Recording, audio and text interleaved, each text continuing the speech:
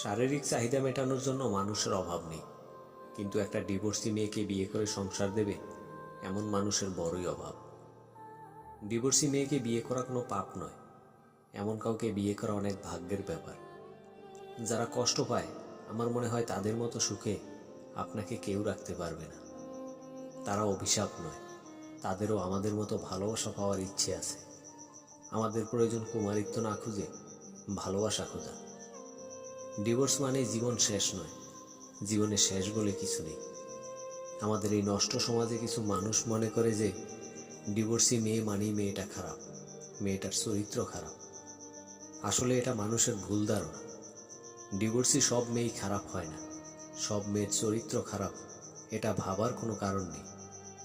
সব ডিভোর্সি মেয়ে খারাপ হয় না, অনেক ভালো মেয়েও আছে, কিন্তু সমাজের কিছু লোক মনে করে ডিভোর্সি মেয়ে মানেই খারাপ। তাদের কাছে আমার একটা প্রশ্ন, ডিভোর্স তো দুজনেরই হয়, তাহলে সমাজ কেন শুধুমাত্র মেয়েটাকে খারাপ বলবে? হাজারো সিঙ্গেল ছেলে আছে যারা ডিভোর্সি মেয়েদের সাথে রিলেশনের নামে টাইম পাস করে যাচ্ছে, আর অসহায় মেয়েগুলো তাকে পাগলের মতো বিশ্বাস করে তাকে ভালোবেসে যাচ্ছে। কারণ একটাই, মেয়েটা নতুন করে স্বপ্ন দেখছে, পুরনো সব কিছু ভুলে গিয়ে নতুন একটা মানুষকে নিয়ে সারা জীবন থাকার জন্য ছেলেদের ফাঁদে পা দিচ্ছে। কিন্তু অনেক মেয়ে জানে না ছেলেটা তার সাথে টাইম পাস করে যাচ্ছে। যেসব ছেলেরা রিলেশনের নামে ডিভোর্সি মেয়েদের সাথে টাইম পাস করে যাচ্ছ, সেসব ছেলেদের বলছি, ভাই, যদি পারো তুমি তাকে মন থেকে ভালোবাসো, তাকে নিয়ে সংসার সাজাও, সাজিয়ে দাও মেয়েটার জীবন। তোমার ভালোবাসা দিয়ে ভুলিয়ে দাও মেয়েটার জীবনের সব কষ্ট, ভুলে যেতে সাহায্য করো মেয়েটার অতীতের দুঃসহ সেই জীবনের কথা।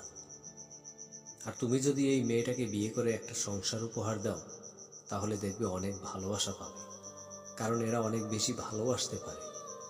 আশা করি সারা জীবন তোমাকে ভালোবাসায় ভরিয়ে দিবে। তাতে করে মেয়েটাও খুশি হবে, আল্লাহও খুশি হবে। আর যদি তা না পারো, তাহলে তার জীবন থেকে সরে যাও, তবে তার মনটা নিয়ে খেলা করো না। কারো স্বপ্নকে নষ্ট করো না, কারণ কারো স্বপ্ন বা কারো জীবন নষ্ট করার অধিকার তোমাকে দেওয়া হয়নি। কিন্তু এই মেয়েগুলি খুবই অসহায়, কারণ এদের মনে অনেক কষ্ট। এরা কাউকে বলতে পারে না তাদের কষ্টের কথাগুলো। এরা কোথায় যাবে?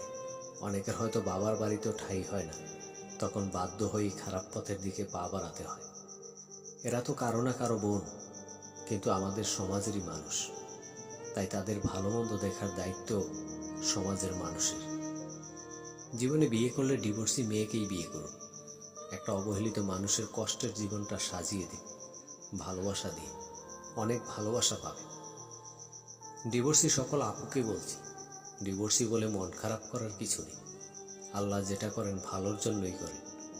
দ্বিতীয়বার নিজেকে এমনভাবে তৈরি করুন যেন যে পায় সে আপনাকে নিয়ে গর্ব করে, আর যে আপনাকে হারিয়েছে সে আফসোস করবে। জীবনে কখনোই একা থাকার কথা চিন্তা করবেন না। বর্তমান যুগে একা থাকাটা খুবই কঠিন, আর একা থাকাটা কখনো ঠিক নয়। দ্বিতীয়বার জীবনে এমন কাউকে বেছে নিন যে আপনার সব কিছু জেনে শুনে আপনাকে ভালোবাসবে, আপনাকে বিয়ে করতে চাইবে। এমন একজনকেই বিয়ে করুন। উজাড় করে দিন আপনার সব ভালোবাসা, আপনার আদর মাখা ভালোবাসায় তাকে পাগল করে দিন। সব ছেলে কিন্তু খারাপ না, দুনিয়াতে এখনো ভালো মানুষ আছে বলেই পৃথিবীটা ধ্বংস হচ্ছে না।